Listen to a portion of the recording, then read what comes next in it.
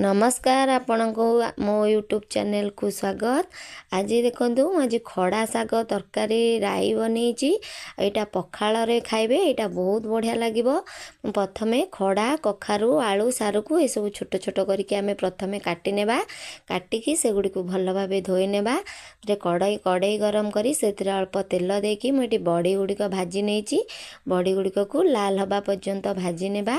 एबे बड़ीटी आमर पूरा लाल हो गलानी। बड़ी भाजी सारिबा परे से तेल रे आमे टिके पंच फुटण देदेबा। पंच फुटण को राई रे पकेले बहुत बढ़िया वासना आसीबो। तापरे दबा किछि कटा पियाज। पियाजटी हल्का लाल हवा परे आमे जो परिबा गुड़िक पानी रे भेदेइतिले ताकू सबू छाणी नेबा। छाणीकी से तेल रे देदेबा। तापरे आमे जो खड़ार शाग गुड़िक को भल भाबे धोई नेबा। तापरे आमर एठी जो परिबा देइतिले सेतिरे हळदी गुंड लंका गुंड लूण आ गोटे चमच चीनी दबा। चीनीटा देले तार मसलाटा बहुत भल लगे। सोरिष मसला रे चीनी टे पकेले से राईटा मीठा अल्प हल्का मीठा लगे तार टेस्ट भल आसीबो। तापरे सेतिरे देदेबा गोटे चमच रुचि पाउडर दे सारिकी आमे जीरा सोरिष रसुण गोटे पेस्ट बनैतिले से मसला पेस्ट को देदेबा। देकी ताको भल भाबे गोळेई नबा। गोलई सारिबा परे मसला आमर जेहेतु सोरिष मसलाटा सिझिबो आकु जमा भी बेसी कषिबानी।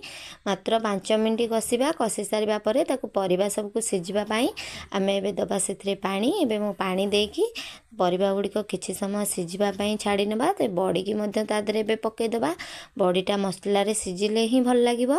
से बड़ी गुड़िक आमे भाजी के रखतिले एबे से बड़ी की दे देइची।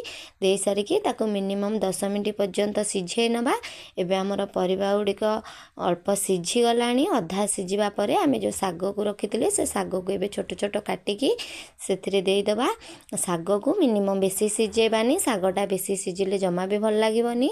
मिनिमम शागटा को 5 मिनिट पर्यंत सिझेबा। एबे हमर शागटी दे देले देकी 5 मिनिट पय ताको घोड़े नबा। तापरे हमर तरकारी पूरा एबे रेडी हो गलानी।